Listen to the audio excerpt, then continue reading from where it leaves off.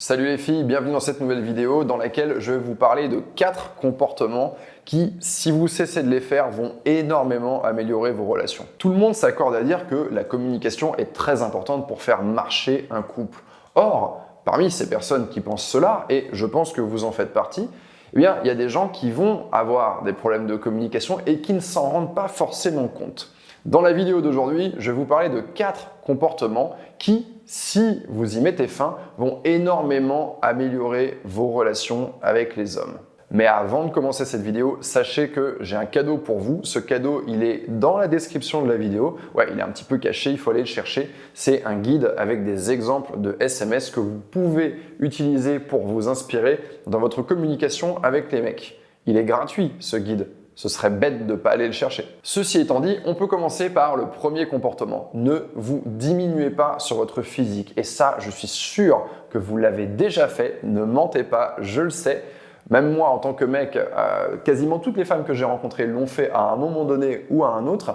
C'est quoi en fait? C'est une petite phrase qu'on va balancer, une petite phrase négative sur son physique. Vous allez critiquer votre peau, vous allez critiquer vos cheveux, vous allez critiquer votre corpulence, vous allez critiquer telle ou telle partie de votre corps. Et vous allez glisser ça comme ça dans la conversation comme si de rien n'était, alors que le type en face ne vous a absolument rien demandé.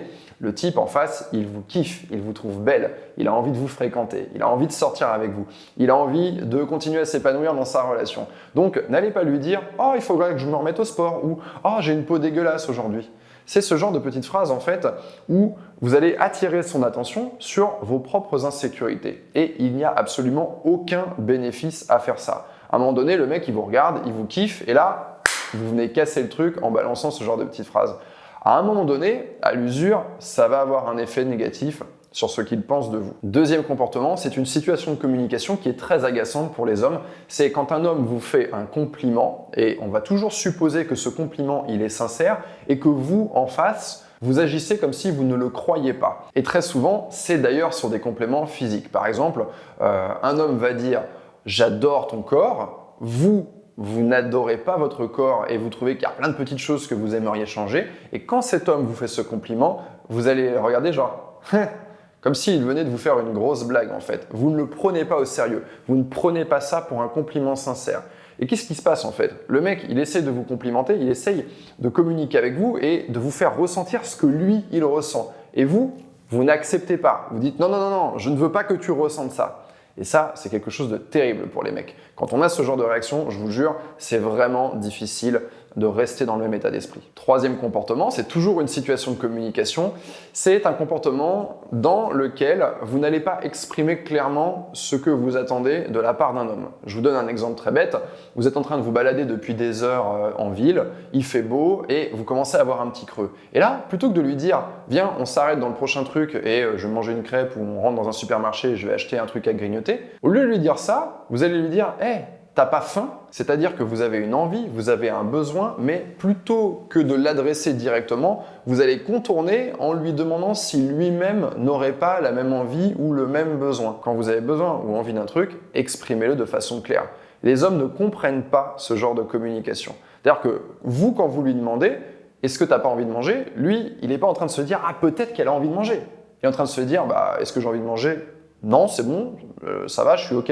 Et il va continuer, il va passer à autre chose. Et vous allez être agacé parce qu'il n'a pas perçu la perche que vous lui tendiez dans cette question. Quatrième comportement, et celui-là je sais que vous le connaissez, c'est quand ça ne va pas pour vous émotionnellement. Donc ça se lit dans votre attitude, ça se lit dans votre non-verbal, on peut sentir un agacement, on peut sentir que quelque chose vous chiffonne. À ce moment-là, l'homme que vous fréquentez vous demande « ça va ?» et vous lui répondez « non mais t'inquiète ». Alors que vraisemblablement, ça ne va pas. Il le voit, il le sait, il en est sûr à 100%. Nous sommes équipés pour décoder le non-verbal. Et quand une personne est énervée, ça se sent. Donc en fait, quand lui est en train de vous demander, il est en train de chercher à communiquer avec vous pour voir si le problème peut être résolu. Et en fait, ce que vous lui donnez quand vous lui dites « non, t'inquiète », c'est un refus de communication. Et ça, c'est une situation de communication qu'il faut apprendre à gérer parce que ça va véritablement venir dégrader la relation. Il faut se mettre à la place du mec. Qu'est-ce qu'il se dit ? Quand ma chérie a un problème, je veux savoir ce que c'est et je veux communiquer. Et elle ne veut pas. Lui, il va se dire, ça, c'est une réaction qui est immature. Et automatiquement, il va penser que vous n'êtes pas au même niveau dans votre capacité à communiquer. Je sais que c'est une réaction émotionnelle, mais ça, c'est véritablement le genre de choses sur lesquelles il est très simple de progresser. Donc voilà, j'espère que ces 4 comportements vont vous parler. Dites-moi ce que vous en pensez en commentaire. Je regarderai vos réponses et je vous retrouve très bientôt pour une prochaine vidéo.